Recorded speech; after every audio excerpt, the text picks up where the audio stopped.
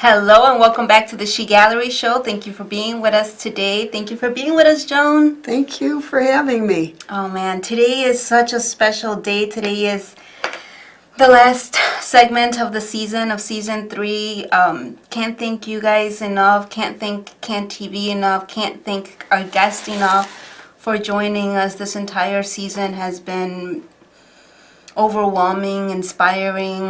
We started off the season a little bit slow with a lot of health issues, but when you hit the ground so low, you bounce right back up and you just come back with a lot of energy that we were able to share throughout the season.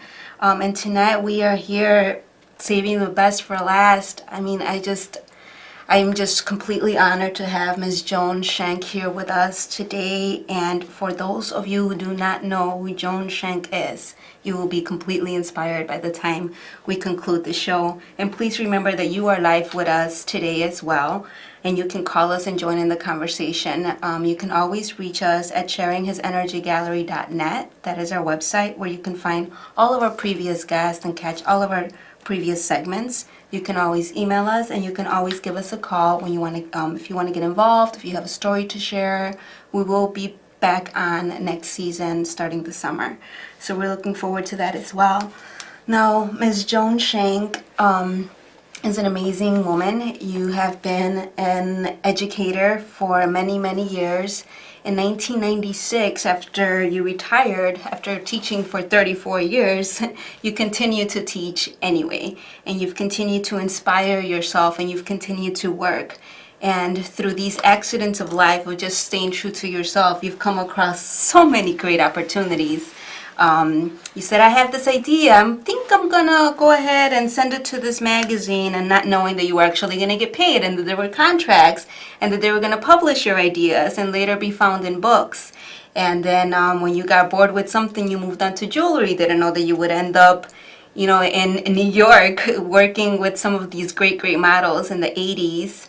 And you had all of these experiences and you had all of these opportunities that you could have maybe done all of this for yourself as an artist, but then you always kept this motherly, teaching, womanly, like, no, I want to work with kids. And you continue to work with kids, and you provided a lot of opportunity for kids, and you continue to do that today. So let's learn a little bit more about Joan Schenk. Joan, why don't you talk to us a little bit more about your background with the School of Education and all of your accomplishments growing up since the 80s? Or the 70s, right? Yes. Well, I remember you telling me or asking me what influenced me to publish with this certain magazine. And as I thought about it, actually, my college professors, that was one of the things they said to us. They said, make sure you're associated with a professional organization, and make sure you're associated and that you subscribe to one of the major teacher magazines that are on that are being published. So I immediately did that. The minute I signed a contract for my first teaching job, I said, okay, now you have enough money, you can subscribe to this magazine. So I always watched the magazine. I watched the art part of it. I watched the music part. I watched every aspect of what teachers were doing all over the world. And somewhere along the line, I thought, maybe I'll have an idea one day. And it happened. I had an idea, sent it in, and I was so proud when they told me you'll be in this December issue. And as the issue came out, I told everybody, I was like, oh, I'm just going to brag about this. Not really brag, but just, You're proud of yourself. Support myself. So I did, and it came out, and they misspelled my name. John. So, John. Instead of Joan, I was John, and then I was a guy instead of a girl. So I was really like, oh, gee, this is awful. My debut, and so I immediately went back and I said, I'm going to send some more ideas in. So what I did was I knew that they wanted things 6 months ahead of time, so I started getting things ready for the fall season, Halloween. Everything that I had, I just loaded up a big box and sent it in to them. And when the contract came in, and it was a contract, and it was very small, like, $10 for each thing, but it wasn't the money. It was like, wow, they accepted what I'm doing with children. And the children, actually, when they saw the magazine, they knew that they had done that with me, and they were proud. So there was pride all around, and it was So it was a wonderful these ideas, these are arts and crafts? Arts and crafts, and that's actually the section of the magazine said arts and crafts, and there was an editor, and I got to work with her, and actually all the photography was done in New York. It was, it had to be really top shelf because it was a worldwide publication. Mm-hmm. So that lasted, over 10 years. Well, the quick story is when the new edition came out for the fall, I didn't tell anyone. And I went into our library at school. I knew it was coming out, and I looked at it because I had no idea what the cover would look like. And I looked at the cover, and there was Monet's haystacks. And I thought, wow, am I going to be in a magazine with Monet's haystacks? I opened it up to the arts and crafts, and it said Mask Maker's Manual. And there was Joan Schenk. Spelled correctly.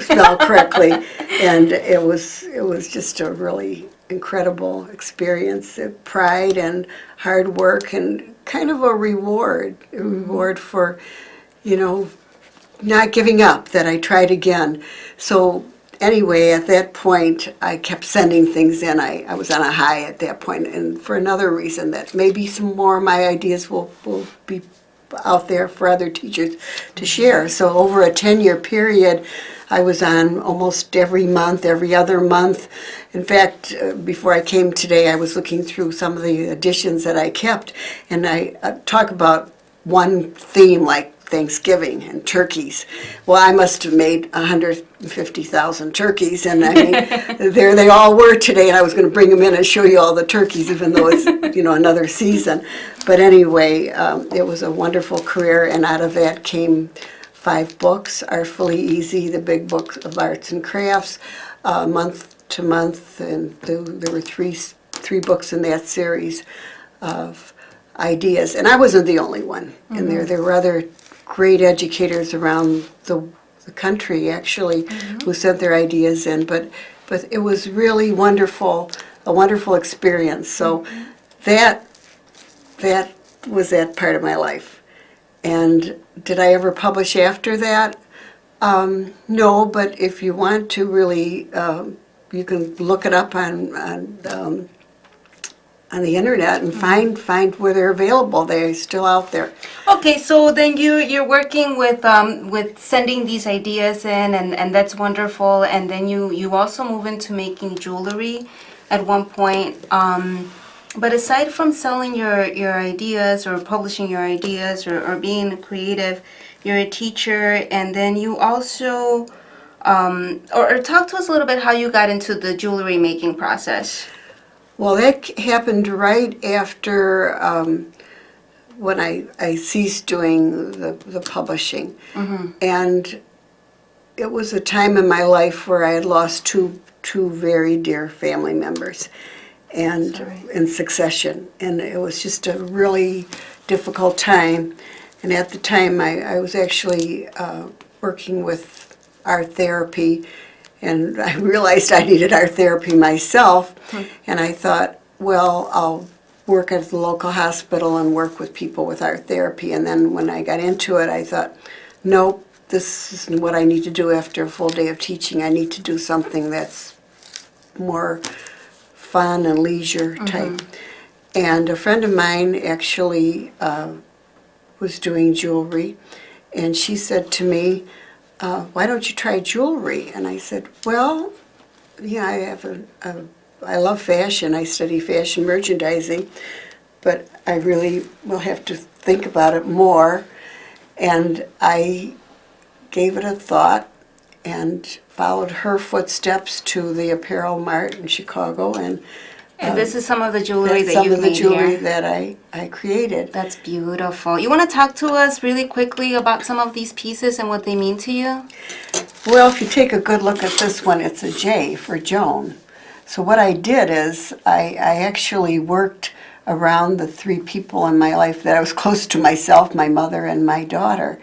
And other women, I would find a letter, like this is a letter J, and took it and drew it on a template, and then put it on a piece of silver, and cut it out, and then bent it in all different types of creative shapes.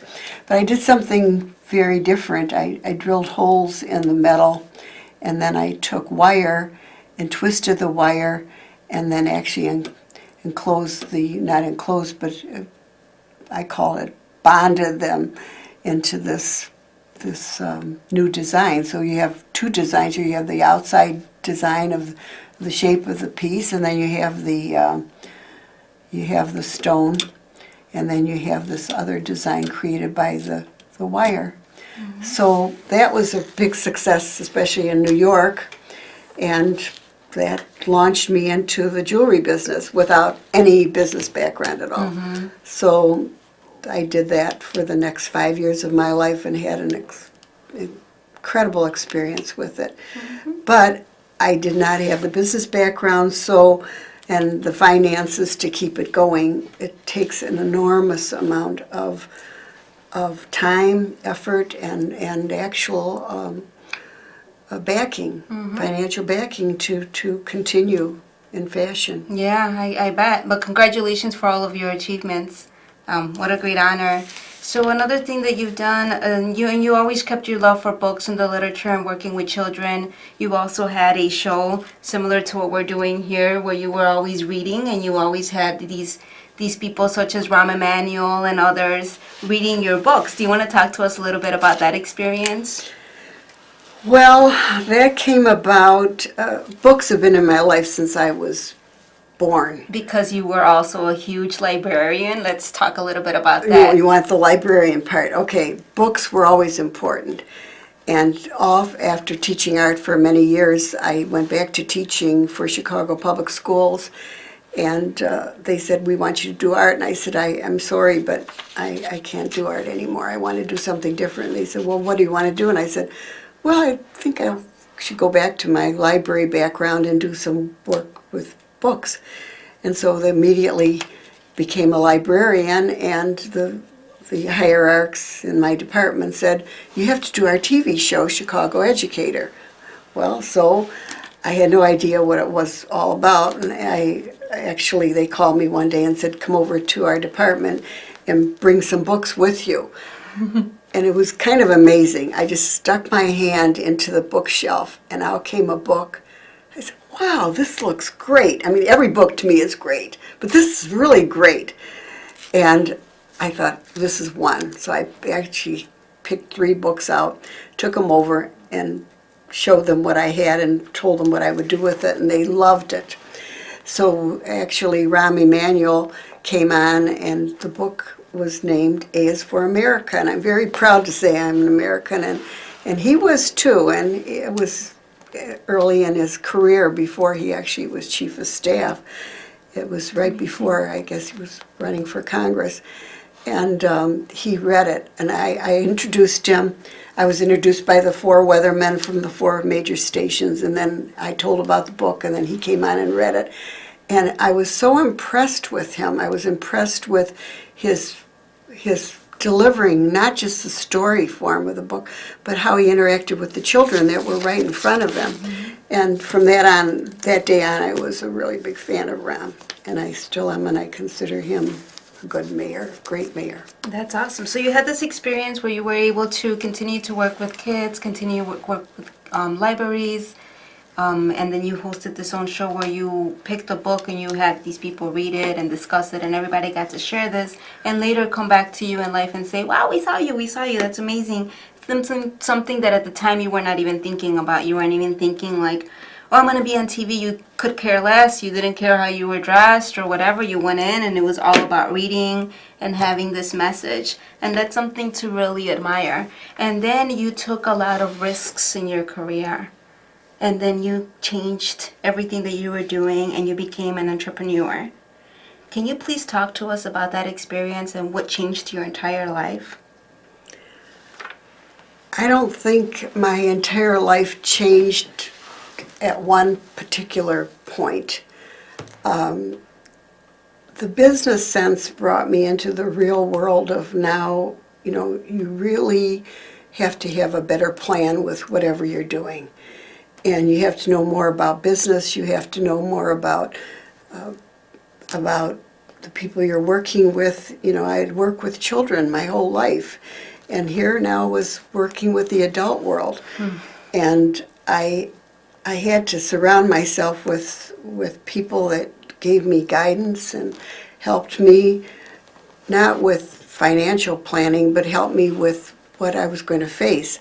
So that period of my life, well, I'm not quite sure exactly which period you mean at this point, but was... We just want to get into when you were inspired to go into the sports and Oh, advocating. the sports. Advocating for what it is that you're doing now. Okay. You had these opportunities where you had this experience where you saw like this boy skateboarding and he was deaf.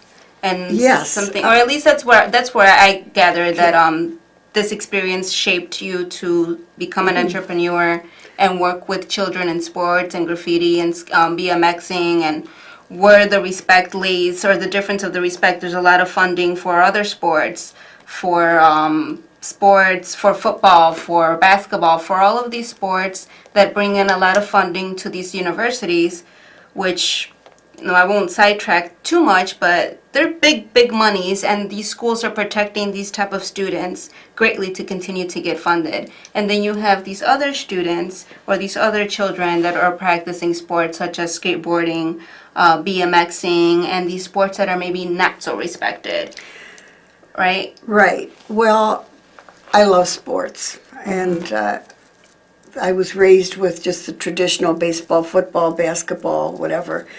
And then, as I was really a great roller skater, and bikes were really important to me. Skateboards were not in my realm. And so when my children were young, I bought them skateboards, and I thought, well, let's get into this.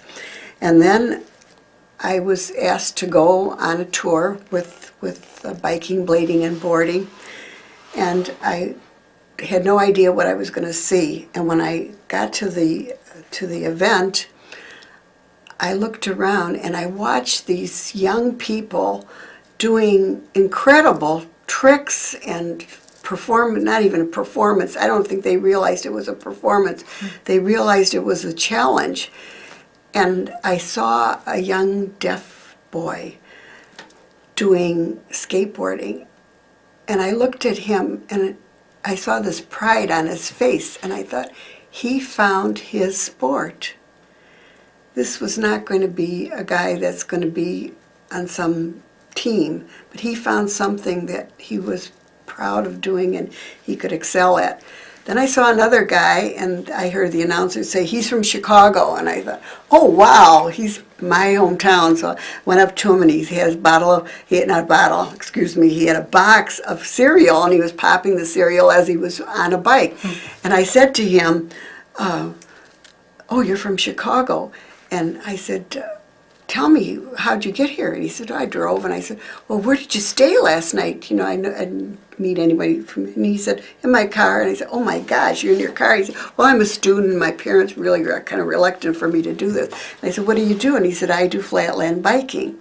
And I was so impressed with watching him. And then I saw him during the actual contest. And I came back to Chicago, and I saw Mayor Daley at some event. And I went up to him and I said, Your Honor, I have to tell you something. I saw a kid from Chicago dancing with his bike. He said, what? Where'd you see that? And I said, oh, on tour with in Louisville, Kentucky, with a group of other kids. And I said, and his father works at some organization in Chicago. And he said to me, bring him around. And I said, well, I really have to talk to his parents because he actually is in school. So I called him up, and I called the parents, and I said, is it okay if he comes and does Bike to Work Day? And the mayor was thrilled about this, and he did come. And when the mayor saw it and everyone else in the audience, he was just thrilled. And he said, you have to do Taste of Chicago, you have to do some of the other activities in Chicago. Well, that was the beginning of me doing Mayor Daley's Holiday Sports Festival during Christmas break, which was a This wonderful... is when BMX was added to that event, by the way. BMX, skateboarding, inline skating at the time, and it was not something you were doing for financial gain. It was something you were doing to occupy and give the students of Chicago and surrounding areas actually something to do for their winter break. Mm-hmm. So, And now this is something that happened, we're wrapping up because we only have about 10 minutes now, or 5 minutes now actually. This is something that happened in about 1990, right? So you've been working, this inspired you to continue to work with children and provide opportunities with a mission to give more light and funding to these type of activities for these type of kids. And that's been going on for about 10 years now, would you say? actually 19 years. Almost 20 years. This is a woman who has dedicated 19 years to help your child, to help my brother, to help that kid that didn't make it to the varsity team, to help that kid that was not popular enough to be in the football team, to help that loner that was out playing with the skateboard by himself. She Gallery is always talking about the underdogs, the underdogs, the underdogs. Our show actually started from being an underdog ourselves. And our first exhibition was dedicated to the graffiti artists that paved way to this very popular form of street art. Today everybody asks for graffiti, but they really want street art. And we want to educate people on letting them know this is what graffiti is, this is what street art, give some respect to the graffiti, because they're not. They're still not. And then we're in a very similar page where you have these people that are just fighting to be free, that are making their art to be free, that are working through these sports to just be free. And this is a woman who has personally inspired me so very much to keep this perseverance going. And I hope that she can inspire you too. Because without any with lack of funding, with nothing but a dream and a lot of discouragements and a lot of lessons to be learned throughout the way, you continue to stay true to your heart and to your passion and to your goal, and nothing has stopped you from working with these children. Can you please tell us some words of inspiration and what has it been that has kept you going, and why won't you stop? Well, people see me as being strong, and sometimes I have to pull back from that and say, it could get you in a lot of trouble being strong. And today... Being a strong woman? Being oh my goodness. Yeah, being strong. And today I read something and I wrote it down, and it said, it's okay not to be strong every minute of every day. So I say to everyone out there, you have to have some outlets. You don't have to be strong every minute of every day. Find something wonderful in your life. And one of the wonderful things is creativity for me. Painting, sculpting, working with children, working with young adults, listening to people's stories, listening to them telling me about what happened to them, and sharing with them. And just recently, we were down at a pro tournament, and we were with these wonderful young people that were skateboarders. We only have about 1 minute. Okay, and I felt was, if I could share this with all these other kids that I see at skate parks every day, that I could share that with them, network, find a place for you to not be strong, not be burned out, and keep working. Thank you so much. Thank you, Joan, so much. And thank you guys for being with us today and throughout this entire season. We're just so grateful, and please remember that you are on CAN TV, and this spring we're also celebrating CAN TV's 35 years. April 25th, we're celebrating CAN TV's 35 years of being on the air. I actually just turned 35, so this is like super amazing to grow with CAN TV, to continue to grow with CAN TV, continue to grow with you. Please visit their website and find out more about CAN TV, how you can be a part of it. It's not just for nonprofits, it's for everybody that wants to get involved as a community, and that's what we are about. Please remember that you can always visit our website at sharinghisenergygallery.net. You can email us and you can call us, and please stay tuned and join us next season. Thank you. Thank you, Joan. Thank you.